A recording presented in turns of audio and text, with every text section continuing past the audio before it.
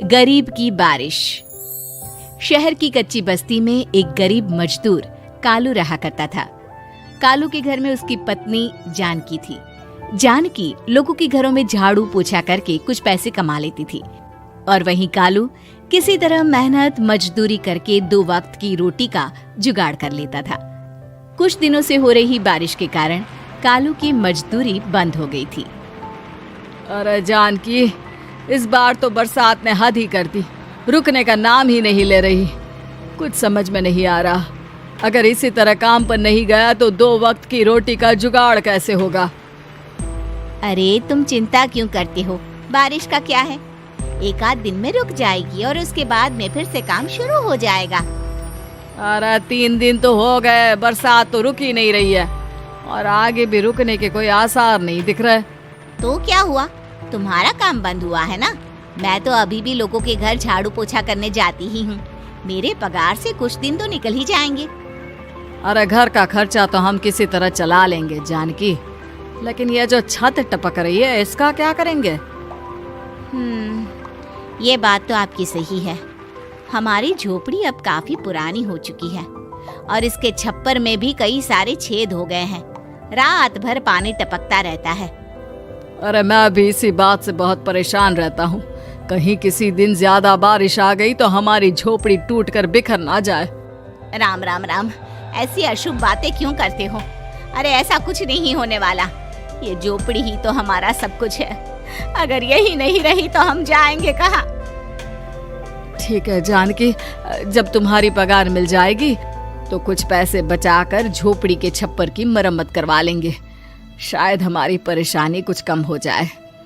ठीक है जी, अब ना ज्यादा परेशान मत हो। ये लो, खाना खा लो और सो जाओ। सुबह मुझे भी जल्दी काम पर जाना है। जानकी और कालू अपनी झोपड़ी में सो गए।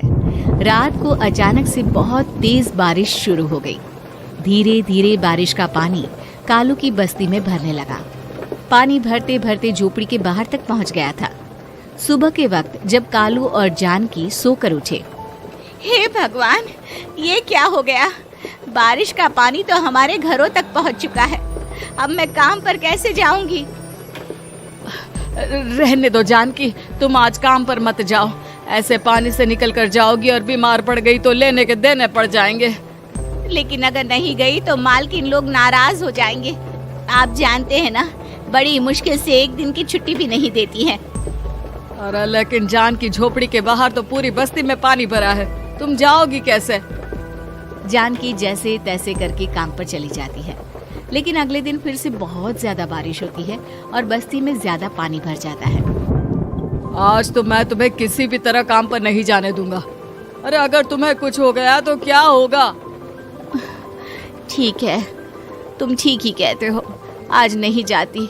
अगर मालकिन नाराज हो गई तो मना लूंगी किसी तरह। अरे मनाने वाली क्या बात है, जब तुम बताओगी कि हमारी झोपड़ी में पानी भर गया है तो वो खुद ही समझ जाएंगे ना। अगले 2 दिन तक तेज बारिश होने की वजह से जानकी, कालू और आसपास की बस्ती में रहने वाले सभी लोगों के घरों में पानी भर जाता है, जिसकी वजह से जानकी काम पर नहीं जा पाती। और 3 दिन के बाद जैसे ही जानकी काम पर पहुंचती है, कहाँ थी तुम? पिछले 3 दिनों से काम पर क्यों नहीं आई?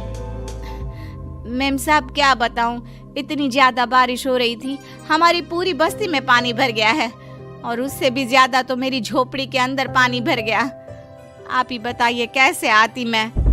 इसका मतलब ये हुआ कि बारिश होगी तो तुम काम पर नहीं आओगी? ना ना, मेरे कहने का ये मतलब नहीं था मेम साहब। तुम जानती भी हो 3 दिन से कितनी परेशानी हो रही है मुझे। सारा काम मुझे खुद करना पड़ा। माफ कर दीजिए मालकिन जी, पर मैं क्या करती, आने के लिए रास्ता ही नहीं था, सब जगह पानी भरा हुआ था। बहाने तो तुझे बहुत बनाने आते हैं। जानकी देख, अगर अगली बार ऐसा किया ना तो फिर काम से हमेशा के लिए छुट्टी। अरे ना ना मालकिन, ऐसा मत कीजिए। बारिश की वजह से मेरे पति की मजदूरी भी छूट गई है। बड़ी मुश्किल से घर में 2 वक्त खाने की रोटी का जुगाड़ हो पाता है। आप मुझे काम से निकाल देंगे तो हम क्या खाएंगे? अगर इतनी ही चिंता है तो फिर रोजाना काम पर आया करो। चलो अब जल्दी से जाकर घर का सारा काम करो।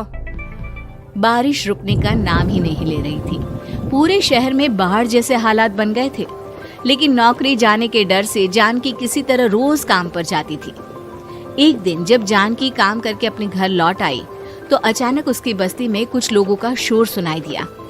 अरे लगता है बाहर कुछ हुआ है, मैं जाकर देखता हूँ। हाँ हाँ, पता तो कीजिए, ये बस्ती में लोग इतना शोर क्यों कर रहे हैं? बाहर जाकर कालू ने एक आदमी से पूछा। अरे क्या हुआ भाई, इतना शोर क्यों मचा रहा है? अरे क्या बताए भैया, अपनी बस्ती के बाहर एक पुल टूट गया है और वहाँ पर एक कार फंसी है। थोड़ी देर में अगर किसी ने नहीं बचाया ना तो वो कार पानी में बह जाएगी। ये क्या कह रहे हो भैया, कार के अंदर कोई है क्या? हाँ, कोई औरत बैठी है अकेली है, बहुत रो रही है बेचारी, मदद के लिए बुला रही है। अरे तो हमें जाकर उनकी मदद करनी चाहिए ना। अरे लेकिन इसमें बहुत खतरा है, हमें अपने आप को बचाना चाहिए, पानी कभी भी हमारी बस्ती की तरफ आ सकता है। अरे तुम्हें नहीं चलना तो मत चलो, लेकिन मैं तो जाकर उस औरत की मदद जरूर करूंगा। कालू उस जगह पर पहुंचता है जहां वो औरत कार में फंसी हुई थी। वहां पर पानी का बहाव बहुत तेज था और सारा पानी कालू की बस्ती की तरफ ही आ रहा था। कालू ने एक बड़ी सी रस्सी को पेड़ से बांध दिया और दूसरे सिरे को कार की तरफ फेंक दिया और उस औरत को रस्सी के सहारे बाहर आने के लिए कहा। तभी वहां जानकी भी दौड़ती हुई आई। अरे ये तो मेरी मालकिन है, जिनके यहाँ मैं काम करने जाती हूँ। अरे मैडम जी, आप डरिएगा मत, आपको कुछ नहीं होगा। आपकी गाड़ी को भी मैंने रस्सी से बांध दिया है। थोड़ी देर में पानी का बहाव कम हो जाएगा, फिर हम आपकी कार को भी बाहर निकाल लेंगे। क्या तुम जानकी के पति हो? हाँ हाँ, जानकी मेरी ही पत्नी है, आपके यहाँ काम करती है ना। लेकिन मेम साहब, आप यहाँ पानी में कैसे फंस गई? अब क्या बताऊं, मैं अपनी सहेलियों के साथ पिकनिक पर गई थी, वहीं से लौट रही थी। अचानक पानी का बहाव तेज हो गया और मेरी गाड़ी फंस गई। अरे कोई बात नहीं मालकिन, अब ना आप बिल्कुल सुरक्षित हैं। मैं तो बहुत बुरी तरह डर गई थी, कब से मदद के लिए चिल्ला रही थी, लेकिन कोई मेरी मदद के लिए नहीं आया। भला हो तुम्हारा पति का जिसने मेरी जान बचा ली। लेकिन जानकी, मैंने तुम्हारे साथ बहुत गलत व्यवहार किया। इतने खराब मौसम और बाढ़ में भी तुम्हें काम पर आने के लिए कहा, नौकरी से निकालने की धमकी भी दी, और तुमने मेरी जान बचाई। मुझे माफ कर दो। अरे कोई बात नहीं मालकिन, आपकी जान बचाना तो हमारा धर्म था। देखो जानकी, तुम्हारी झोपड़ी में जो भी नुकसान हुआ है उसके लिए मैं तुम्हें पैसे दूंगी। आज तुम्हारे पति ने मेरी जान बचाई है और आज के बाद मैं तुम्हें कभी भी नौकरी से निकालने की धमकी नहीं दूंगी। आज मैं तुम्हारी परेशानी को अच्छी तरह समझ चुकी हूँ। हम जैसे पैसे वाले लोगों के लिए अपने घर में बैठकर बारिश का मजा लेना बहुत आसान है, लेकिन तुम गरीब लोगों के लिए बाढ़ और बारिश काफी परेशानी खड़ी कर देते हैं। ये बात मुझे आज अच्छी तरह समझ आ गई है। आपका बहुत बहुत धन्यवाद मालकिन।